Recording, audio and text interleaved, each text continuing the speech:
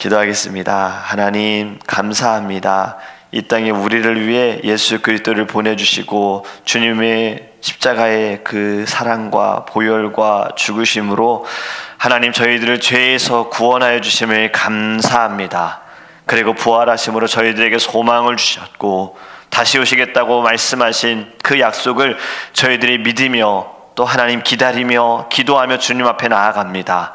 이 시간에 하나님께 예배하는 이 자리에 우리의 마음을 다하여 정성을 다하여 주님 앞에 서 있게 하여 주시옵시고 이 땅에 우리를 위해 구주로 오신 예수 그리스도를 하나님 감사하며 오직 예수로 가득한 우리의 심령, 우리의 삶이 될 수 있도록 인도하여 주시옵소서. 말씀 가운데 하나님 우리의 심령을 변화시켜 주시고 우리의 모든 것이 예수로 나아갈 수 있도록 주님 말씀이 새겨지게 하시고 들리게 하시고 성령으로 충만하게 하여 주시옵소서. 강건케 하실 줄 믿사오며 예수님의 이름으로 기도합니다. 아멘. 오늘 우리에게서 하나님의 말씀은 신약성경 요한복음 15장입니다. 요한복음 15장 7절에서 11절입니다. 제가 주는 성경책은 신약성경 173페이지입니다. 요한복음 15장 7절에서 11절입니다. 신약성경 173페이지입니다. 요한복음 15장 7절에서 11절입니다. 우리 함께 읽도록 하겠습니다. 너희가 내 안에 거하고 내 말이 너희 안에 거하면 무엇이든지 원하는 대로 구하라. 그리하면 이루리라. 너희가 열매를 많이 맺으면 내 아버지께서 영광을 받으실 것이요 너희는 내 제자가 되리라.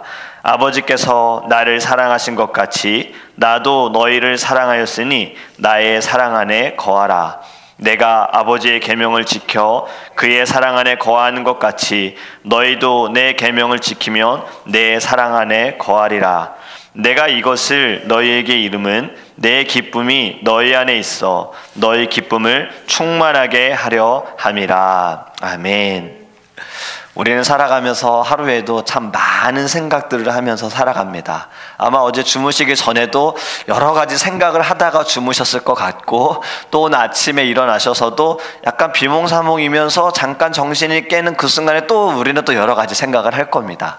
오늘 하루를 어떻게 보낼 것인지, 내가 오늘 해야 할 것이 무엇인지 이러한 생각도 하실 것이고, 아침을 먹을까 말까, 점심에 무엇을 먹을까, 오늘에 어떻게 시간을 보낼까, 여러 가지 생각들을 할 거예요.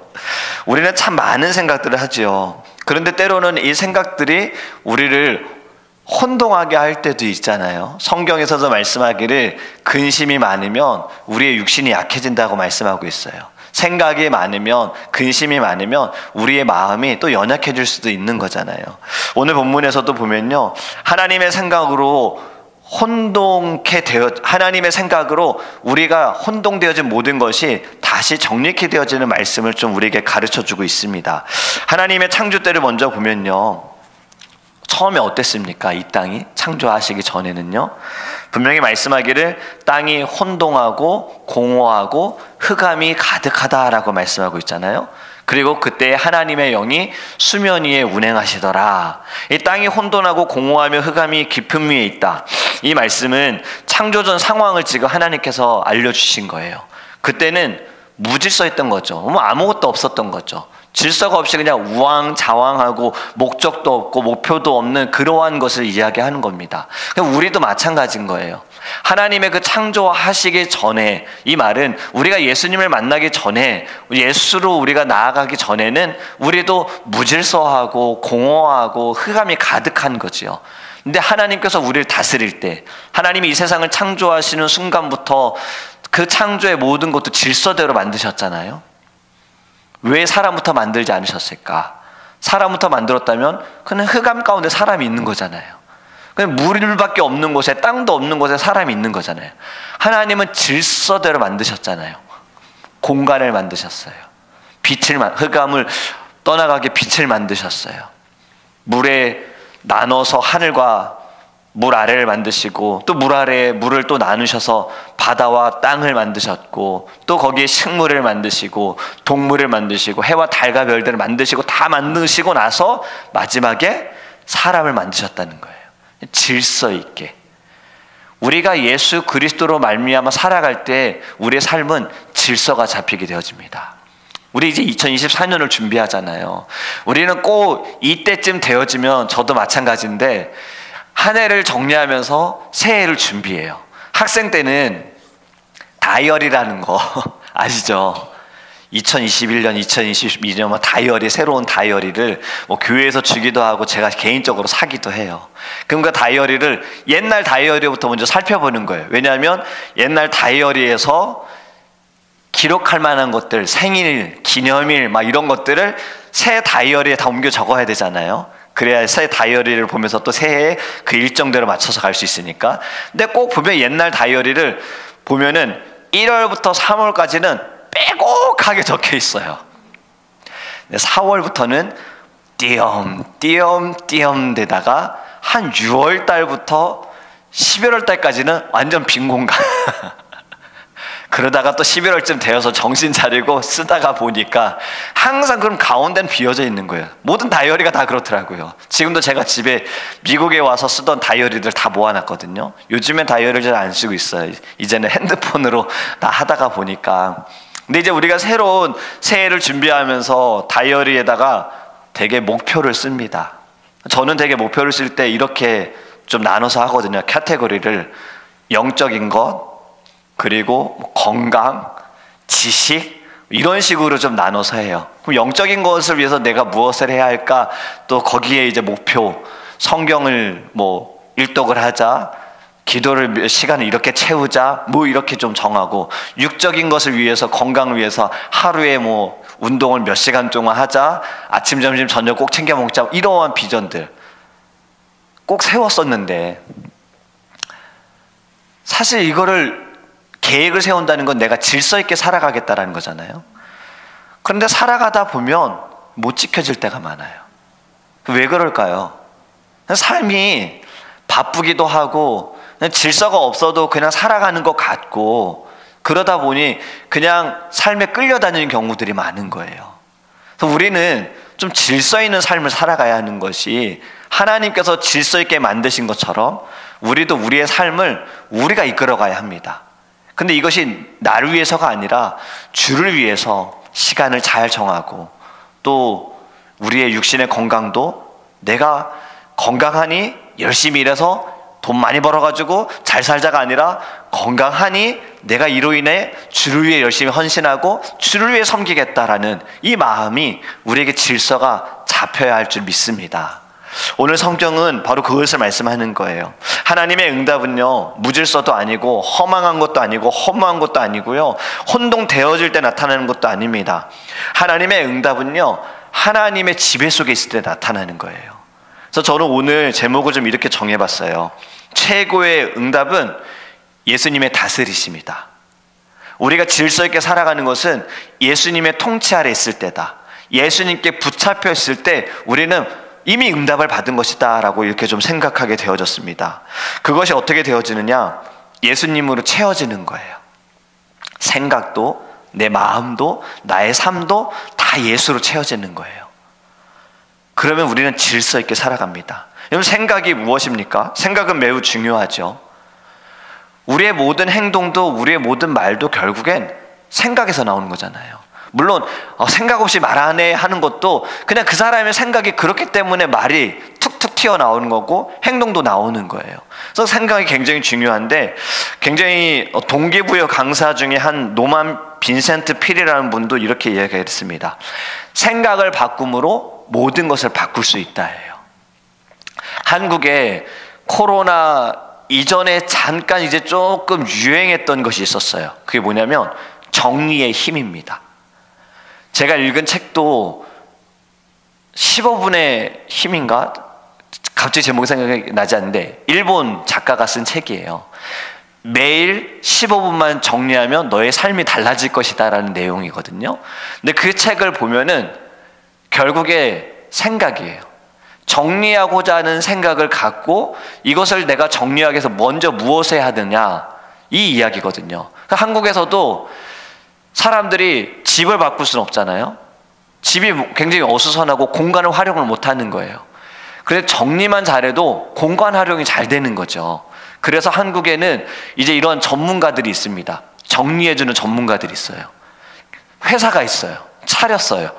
그래서 이분들을 집에 부르면 제가 알기로는 한 100만 원에서 1000불에서 집 사이즈에 따라 다르지만 한 200만 원, 2000불까지 주면요, 한 5명에서 10명이 오셔가지고 집을 싹 정리해 주세요. 먼저 보고 어떻게 공간을 배치하는 게 좋습니다. 그리고 정말 양말 하나하나까지 다 개가지고 정리를 해주시거든요. 그럼 깔끔해져요. 그런데 그분들도 이 책에서, 그 정리의 힘이라는 책에서도 얘기하는 게, 첫 번째는 정리하기 위해서는 먼저 생각을 바로 잡아라 해요. 정리해야지가 아니라 먼저 정리를 왜 해야 되고 정리가 왜 필요한지에 대한 생각을 바로 잡아야 하고, 그리고 첫 번째로 할 것은 버려라 해요. 있는 것 가지고서 정리하기는 어렵다 해요. 먼저 베스켓을 주시더라고요. 보면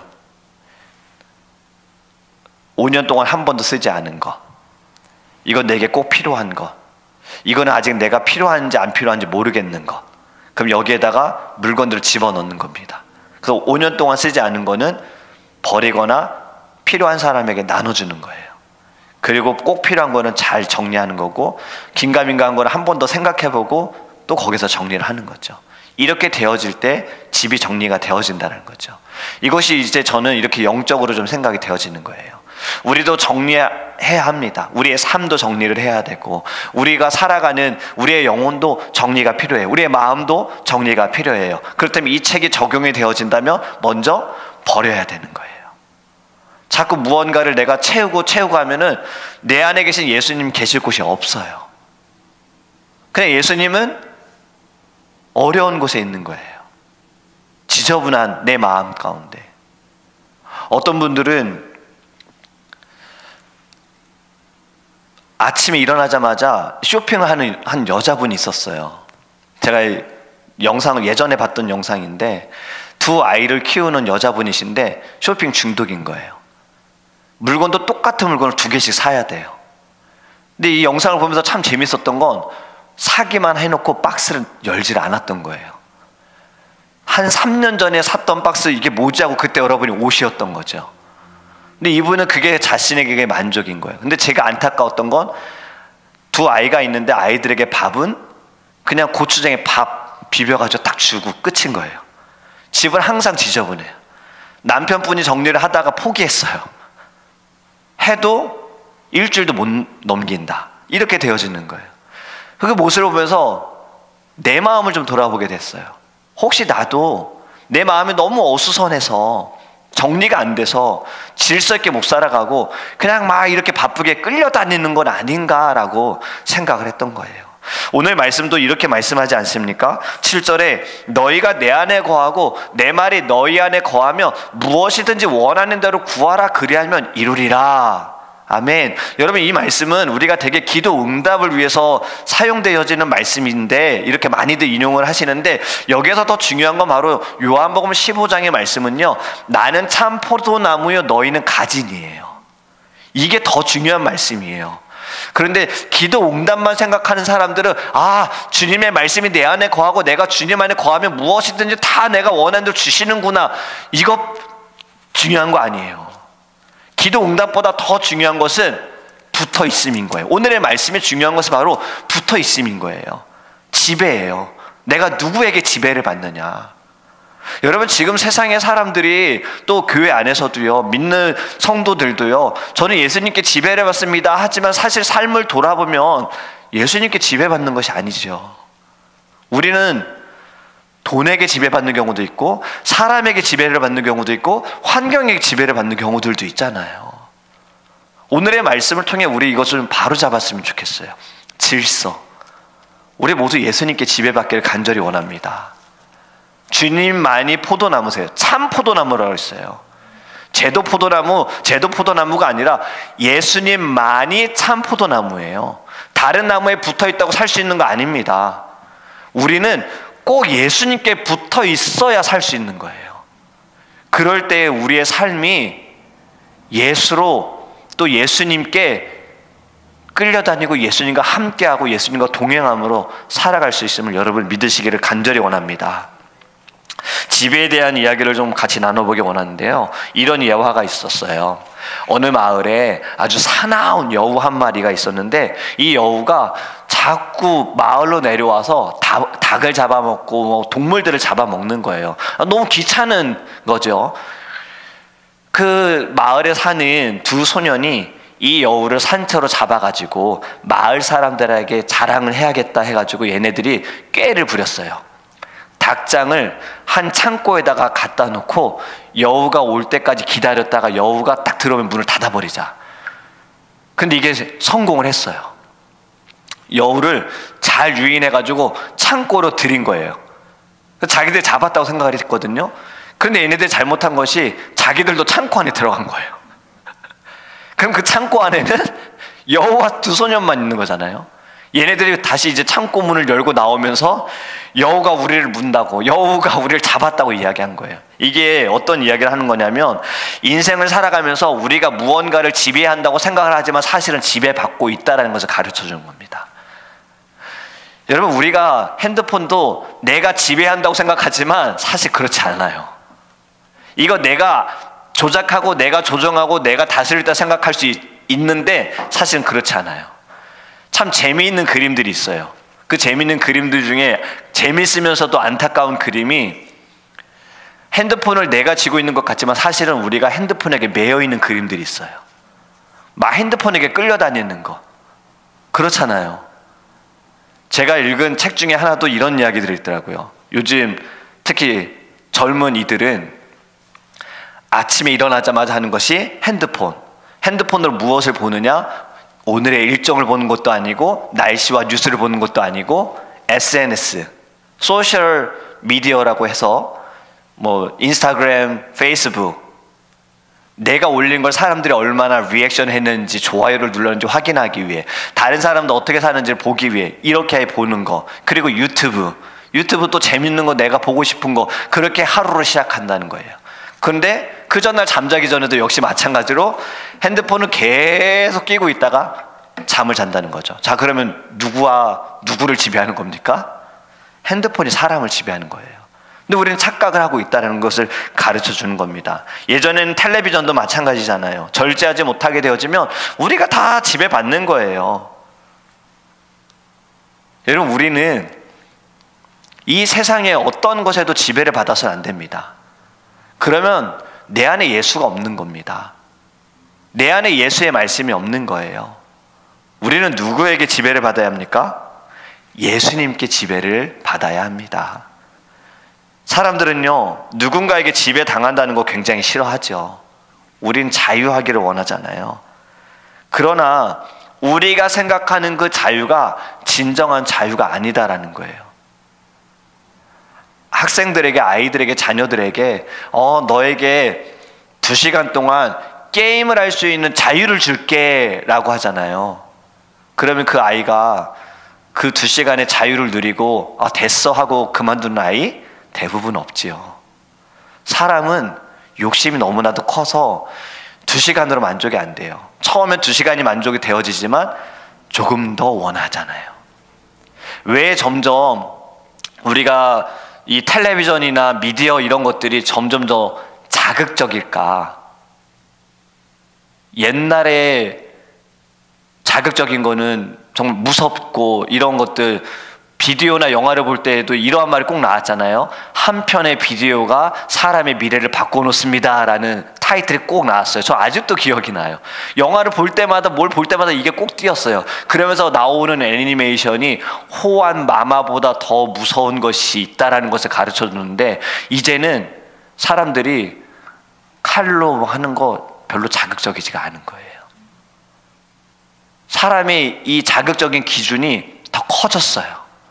그래서 더 원하는 거예요. 이것이 모든 사람들이 다 그래요. 이 죄성으로 인해서 우리의 마음이 그런 거예요. 근데 아이들도 마찬가지인 거예요. 욕심은 더 커지는 거예요. 만족이 안 되어지는 거예요. 그래서 여러분, 우리가 세상에서 말하는 자유가 진정한 자유가 아니다라는 것을 제가 말씀을 드리는 겁니다. 오히려 그 자유가 나를 어렵게 만들고 피폐하게 만들고 더 죄의 자리에 우리를 세울 수 있다는 거죠. 내가 자유롭게 내가 이제 마음대로 할 수 있어. 우리 아이들이 원하는 거 내가 마음대로 운전하고 원하잖아요. 내가 마음대로 자기가 살아가고 싶은 대로, 친구들 만나고 싶은 대로 살아가잖아요. 그 자유 누릴 때 진정한 자유 누립니까? 오히려 더 안 좋아지는 일들이 많잖아요. 내가 할 수 있으니 이것도 해보고 저것도 해보다 보다가 중독에 빠지게 되어지고, 사람 잘못 만나게 되어지고, 자기가 정말 해야 할 것을 못하게 되어진 일들이 많잖아요. 여러분, 성경이 말하는 자유는 어디에 있느냐? 요한복음 8장 32절에요 이렇게 말씀합니다. 진리를 알지니 진리가 너희를 자유케 하리라. 할렐루야.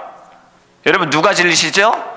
예수님만이 진리신 거예요. 주님이 진리세요. 또 요한복음 14장 6절에 보면요 이렇게 말씀합니다. 요한복음 14절에 예수께서 이르시되 내가 곧 길이요 진리요 생명이니 나로 말미암지 않고는 아버지께로 올 자가 아무도 없느니라. 할렐루야. 여러분, 예수님만이 길이고 진리요 생명입니다. 세상에 말하는 진리, 세상에 말하는 자유, 이것이 참된 진리가 아니라는 것을 우리에게 가르쳐주는 거예요. 여러분, 예수님 안에 있을 때 그것만이 응답임을 믿으시기 바랍니다. 그렇기 때문에 우리는 예수님께 지배를 받아야 해요. 예수님께 다스림을 받아야 하는 거예요. 그럴 때 우리가 진리를 알 수가 있어요.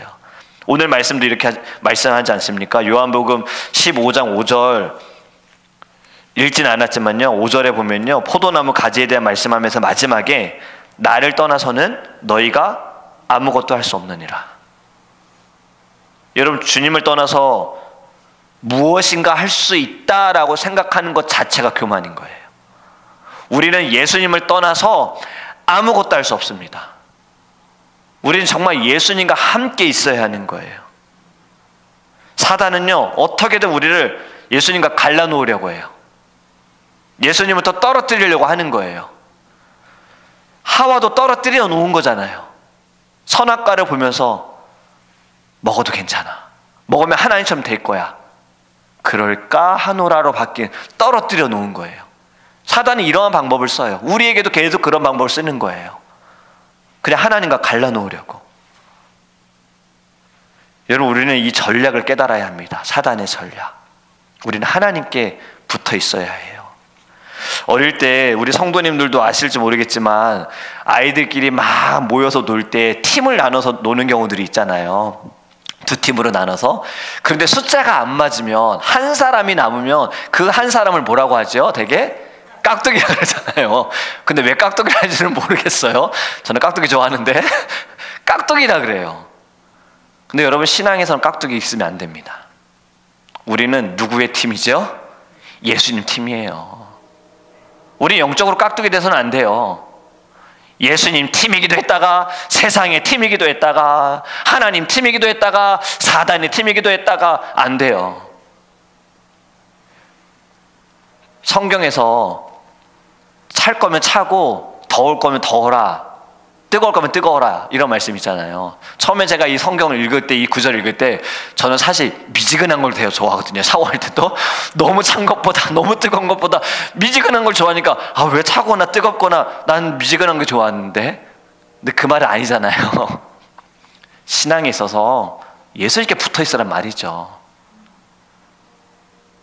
여러분, 우리는요 믿음에 있어서 중간은 없습니다. 세상의 지배를 받느냐 예수님께 지배를 받느냐, 이거밖에 없는 거예요. 저와 여러분들은요 예수님께 지배받기를 간절히 원합니다. 우린 주님께 지배받지 않으면요 결국에는 사단에게 지배를 받는 거예요. 그리고 그것은 하나님과의 관계가 끊어졌기 때문에 여러분, 우리는 어떤 응답도 받을 수가 없는 겁니다. 최고의 응답은요 예수님의 다스리심을 받는 거예요. 지금 여러분들의 삶이 뭔가 어렵고 만족이 되어지지 않고 힘든 그 순간에도 우리가 한번 생각해 봤으면 좋겠어요. 혹여나 내가 혹시 나를 지배하려고 하는 것은 아닌가? 내가 내 삶을 지배하려고 하는 것은 아닌가? 그럼 힘들 수밖에 없어요. 만족이 안 되어지거든요. 별로 자극적이지가 않거든요. 여러분, 예수님께 지배받기를 간절히 원합니다. 더 나아가 이렇게 기도해야 하는 거예요. 내 가정도요, 내 자녀도요, 내 사람들, 내가 만나는 사람들도, 이 세상도요, 주님 다스려 주시옵소서. 그리고 이들이 알기 원합니다. 무엇이 진정한 자유이고 진리인지. 오늘의 말씀, 여러분 이 말씀 너무 좋은 말씀이죠. 너희가 내 안에 거하고 내 말이 너희 안에 거하면 무엇이든지 원하는 대로 구하라. 그리하면 이루리라. 여러분, 조건은 너무 분명하게 말씀하셨어요. 우리 주님 안에 거해야 하고요, 주의 말씀이 우리 안에 있어야 해요. 그럴 때 믿음으로 선포하고 믿음으로 간구할 때 하나님께서 역사하여 주십니다. 여러분들이 이미 최고의 응답을 받으셨습니다. 주님의 통치하심, 이 땅에 우리를 위해 예수님, 우리가 매년 성탄절을 보냅니다. 성탄의 기쁨을 누리잖아요. 그런데 점점 안타까운 것은 성탄의 의미가 사라져가고 있다는 게 안타까워요. 성탄의 의미가 퇴색되어져 가고 있다는 것이 안타까워요. 제가 성탄절에 가장 좋아하는 그림이 하나 있었어요. 예전에 아이들 가르칠 때 이 그림을 꼭 보여줬거든요. 어떤 그림이냐면 산타 할아버지가 자신의 산타 모자를 벗고 말 구유에 누이신 예수님 앞에 무릎 꿇고 기도하는 모습이에요. 점점 이 세상은요, 성탄절이 예수님이 우리를 위해 오신 날이 아니라 너희들이 즐거워하는 날이야, 너희들이 기뻐하는 날이야, 너희들이 그냥 서로 가족끼리 연인끼리 행복해하는 날이야 라고 만들어가고 있어요. 그래서 이제 메리 크리스마스라는 말을 하기가 어렵습니다. 예전에도 한동안 월마트, 그 대형마트에 메리 크리스마스라는 말을 못 써서 해피 헐리데이로 써 있었어요. 제가 그걸 보고 너무 안타까웠거든요. 근데 감사하게 몇 년 뒤에 다시 메리 크리스마스로 바뀌는 것을 또 보았어요. 그래서 잘 됐다 했는데 또 다시 해피 헐리데이로. 이든이 때문에 병원에 갔을 때 거기에 한 의사 선생님이 크리스찬 분이 계셨어요. 여자분이. 근데 이분이 이제 이든이를 막 이렇게 진료하시고 이든이를 보시고 나서 마지막에 이렇게 얘기하시더라고요. 혹시 내가 아이를 위해서 기도해도 될까요? 라고 물어보시는 거예요. 너무 감사했죠. 근데 이분이 왜 물어보셨을까요? 이젠 이것도 조심스러운 거예요. 제가 어릴 때 중학교 때 말씀드렸던 것 같은데 음악 선생님이 우리 중간고사 시험 보기 전에 김봉성 너 일어나서 우리 학생들 위해서 기도 좀 해줘. 그래서 제가 시험 보기 전에 학교에서 대표 기도를 했었어요. 갑자기 기도를 시키셔가지고. 그래도 되는 세상이었어요. 근데 이제는 눈치 봐야 돼요. 얼마 전에도 제가 그 이든이 때문에 또 다른 병원에 갔는데 거기서도 물어보는 거예요. 내가 메리 크리스마스라고 해도 되냐고 물어보는 거예요. 여러분, 이러한 세상에 우리는 어떻게 살아야 할까요? 여기에 우리가 끌려다니고 눈치 보면 우린 결국에 세상 지배받는 거예요. 우린 예수님께 지배를 받기 위해서는요, 우리가 가르쳐 줘야죠. 그래서 여러분 한 번 더 메리 크리스마스. 예수님이 당신이 오셨습니다. 예수님이 당신을 사랑하십니다. 우리 이렇게 고백하기를 간절히 원합니다.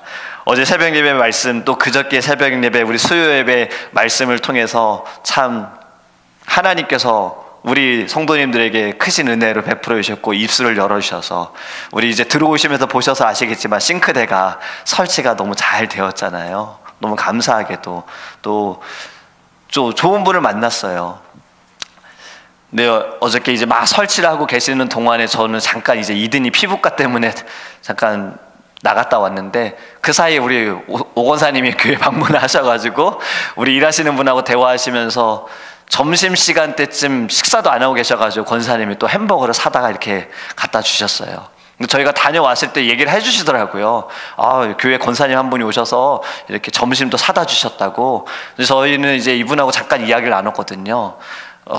예수님 믿으세요? 했더니 교회 안 다니신다고 그렇게 얘기를 하셨어요. 사시는 곳은 어디세요? 했더니 해밀턴 쪽에 사시고 아이는 둘이 있는데, 아이도 아니죠, 이제 다 성장을 했으니까 33살, 24살 아들, 딸이 있는데 이제 버지니아랑 저기 마이애미에 살고 있다고 얘기를 하셨어요. 이분은 이제 애틀랜타에 오신 지는 한 20년 좀 넘으셨고, 근데 교회를 안 다니신다고 그렇게 얘기를 하셔서 이제 마지막에 다 정리하고 가시기 전에 예수님 믿으셨으면 좋겠습니다. 우리 교회 한번 꼭 오세요라고 얘기를 했더니, 아까 오셨던 권사님이 이미 얘기하셨어요.